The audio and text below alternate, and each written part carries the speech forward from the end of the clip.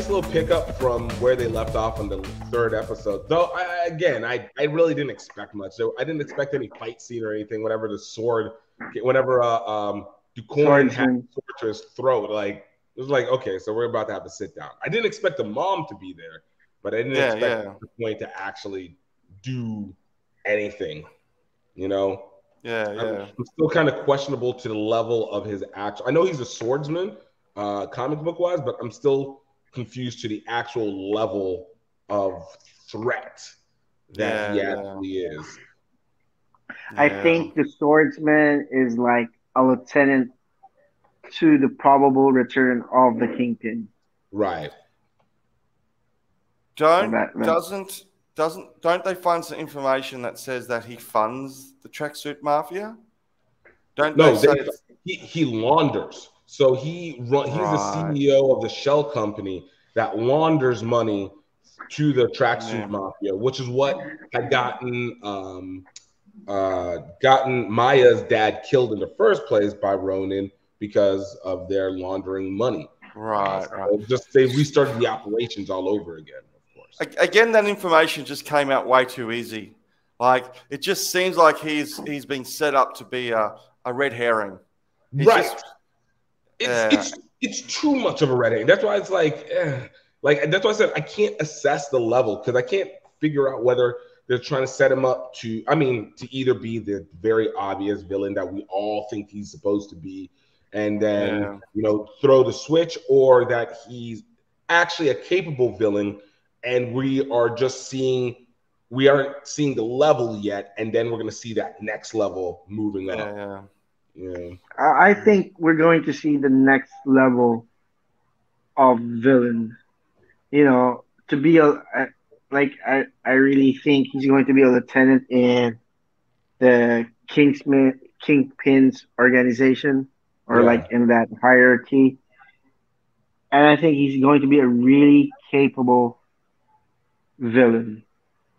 They have to be, he's been touted, or she's been touted.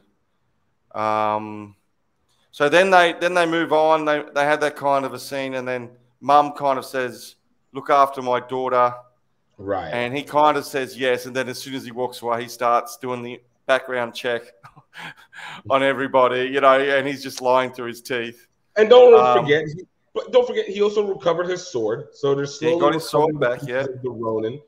But then she drops that kind of little bomb on him, that bombshell about Natasha, dying and stuff. Yeah, which is kind of annoying that how public news that is. Like, and I thought she was a bit of a bitch for doing that. So but anyway, nonetheless, it does come back later. That's the next scene is the one in the apartment. The next 10 minutes is really basically just those two characters, Kate Bishop and Hawkeye, in that apartment, starting off having a very lighthearted, time of it, doing a lot of bonding.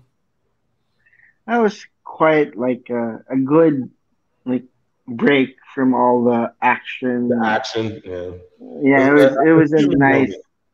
Yes. There's genuine chemistry between those two characters, isn't there? Like a real. It's not a father-daughter one. It does seem more like a teacher-mentor. Yeah. Albeit he doesn't want to act like a teacher. He just kind of, all right, kid, I'll pass on to you a couple of things. Right. It's really good. I mean, I think Jeremy Renner is just playing this one to perfection. But the thing is, that's what he's done best. Like, think of all his movies. Even whenever he did Bourne, the Bourne that was without Jason Bourne, and what he did with Cat. Like, he always is good at playing that slightly grumpy guy with a golden heart, which works. It plays into this so well, into the Die Hard method of doing things. So, I think that's one of those things that I'm glad that we keep getting. And then I think the thing that's actually most interesting that we're getting from this is the depth of what him and his wife do, because I'm getting this idea that she's like former S.H.I.E.L.D. in some way, shape, or form. And understanding and multilingual and now she's talking German. Yeah. When she switches, oh no, she can't be just a civilian. Well, and of course, there's the MacGuffin, that watch, Right. and now you're beginning to wonder what is going on with that watch. Right. They're giving nothing up on it, and it just looks like the most plainest watch. Doesn't look like Tony Stark's little nano watch. Doesn't look like anything like that. What is going on with that watch? Honestly, I think it's Clint's watch, and that's why you get pieces of information about his family. So I really think it's Clint's watch. Yeah, there's something going on, but it's also she's got some stake in that because she's the one who brought it up. And did you get that watch? Right. But I mean, clearly it has a tracker on it, so it also has. Yes. So it'd be fun though if it turns out to be an LMD of Dum Dum Duggins or something. Yeah, so the watch is the MacGuffin, which brings them into conflict later. There's also, getting back to that, they start off really lighthearted, both of them, carrying on, flicking coins around and trying to, a bit of foreshadowing about what's going to happen later on with the flicking of stuff and to make the Christmas tree. And then he has that really... The flicking of stuff. When he has the coin and they're trying to turn off the video or something. Yeah. And then we get a deep dive into Hawkeye's psyche around Natasha and how he feels about her dying and how he confesses to being the Ronin. And I just thought, how good is this? Like, I was just thinking, we could have easily just gone from Endgame and just flicked across to the newest characters and stuff, and Hawkeye just could have kept on trucking along. But I like the way we get to stop in his own TV series and ponder over what you always talk about, get the stakes. The stakes what are the repercussions of his actions and how's it affected him? That's also kind of the other thing that's got me a little confused because with every one of the shows, we had a kind of a placement for where it was in the overall timeline. And outside of them saying outside of the show that this show is the furthest down the timeline that we've gotten so far. It's further than further than Falcon and the Winter Soldier, and it's further than some of the movies. So I'm a little confused. I think some of the stakes that feel missing to me on it is how it's impacting in the environment. Like, this is why I wanted to talk Eternals, because I want to know if this stuff that happened during the Eternals has impacted what's happened during Hawkeye, and at what point are they conjoining with each other? Because I can't believe the Eternal stuff has happened yet in this unit. That's the thing. I think they already have. Yeah. Anyway, let's push on. But it's all right. It's part of that. It's part of that story. Like, it's because we know this for sure. The events of Black Widow, not just the events, but the events of what happened after Yelena met with Madam Hydra. Madam Hydra. Right. So these are after those events. So we have at least a baseline there. Yeah. But you're right. I think we've just got to sit back and wait and see where, we'll talk about the Eternals soon, but so far the Eternals it just seems to exist in a little bubble, and we'll talk about that a bit later. Nonetheless, we move on to the big fight sequence where they go to the house. They think they break in successfully to get the This is the part about Kate Bishop that annoys me so much. Like, there is a reason why you go in through the window and not through the door. Because every stupid person that could go through the door realizes that there's probably something to the door. I was surprised there wasn't already like an arrow or something that went to it. But no, it was the second most obvious thing. Yeah. An alarm. This is why you don't go through the door.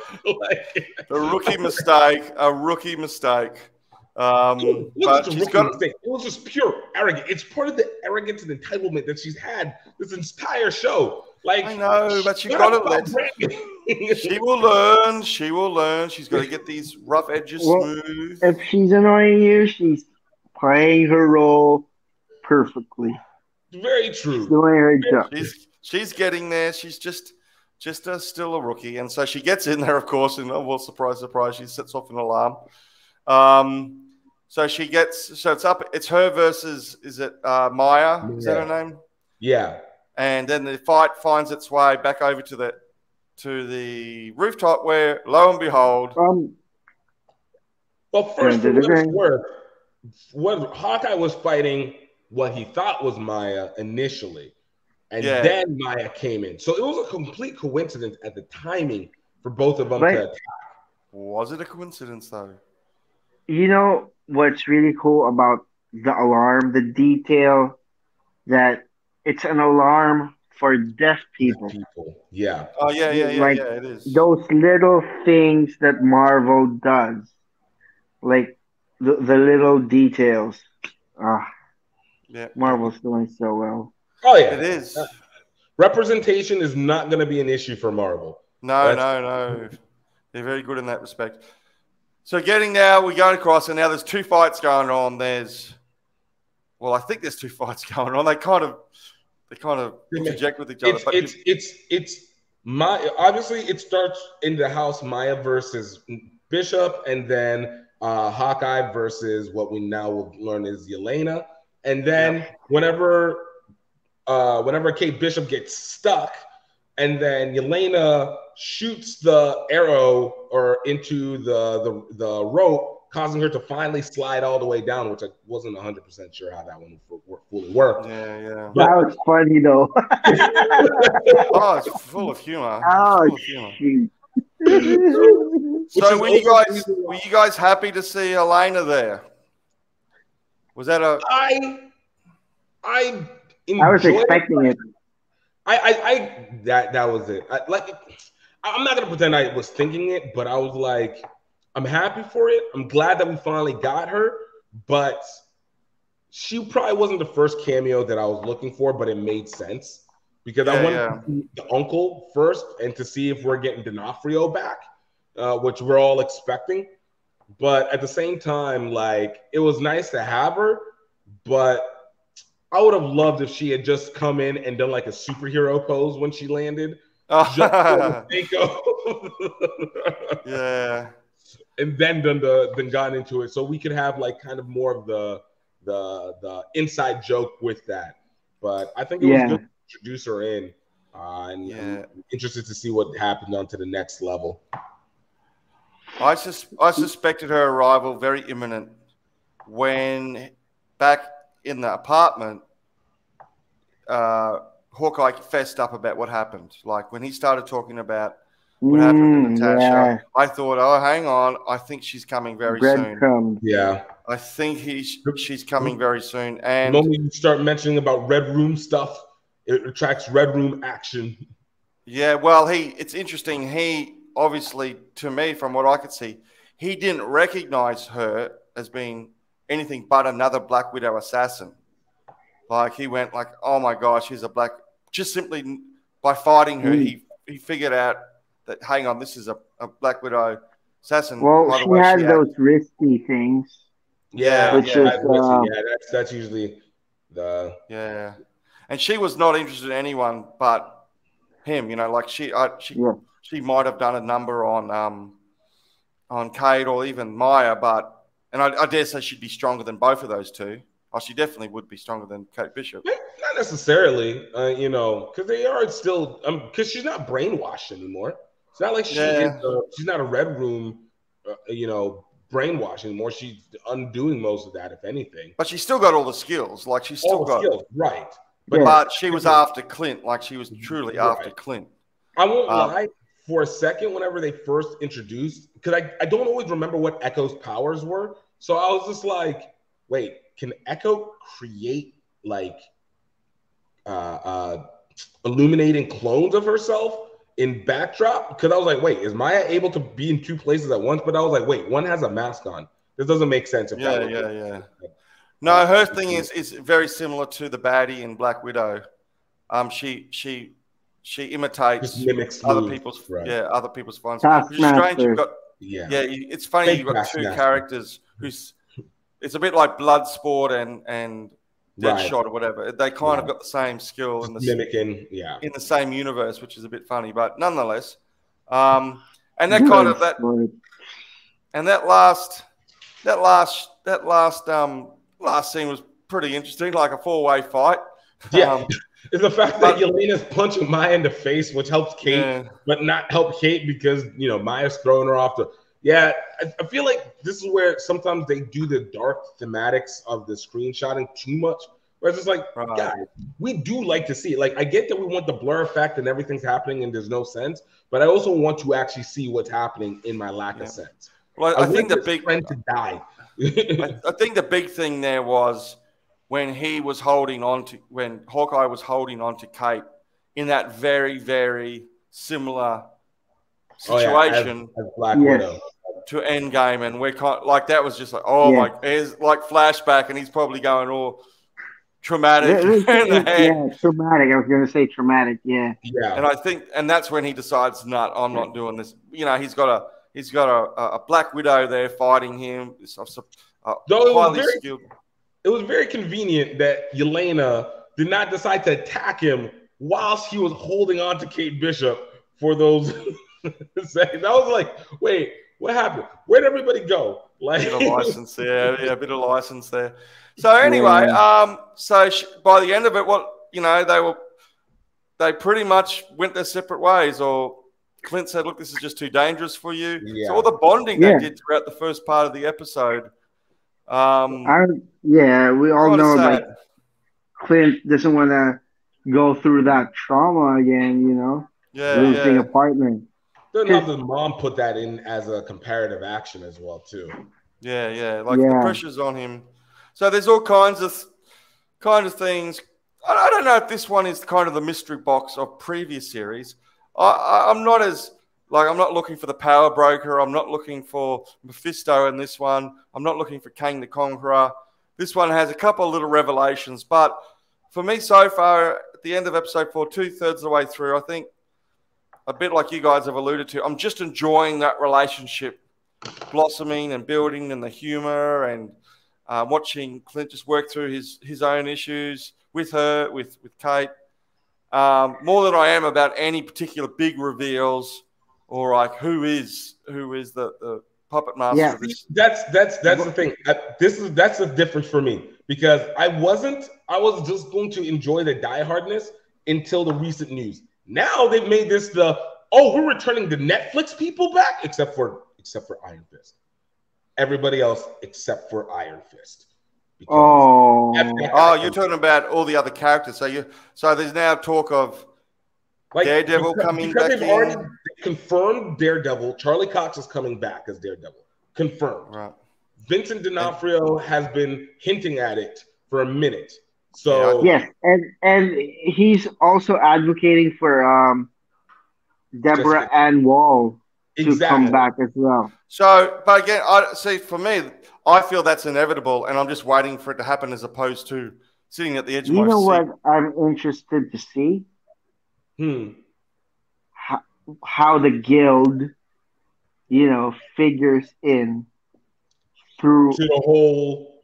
Yeah, it would be really cool, like cops and this, RPG geeks who are cops, like If the Hand exists, would that conflict with what happened with the 10 rings?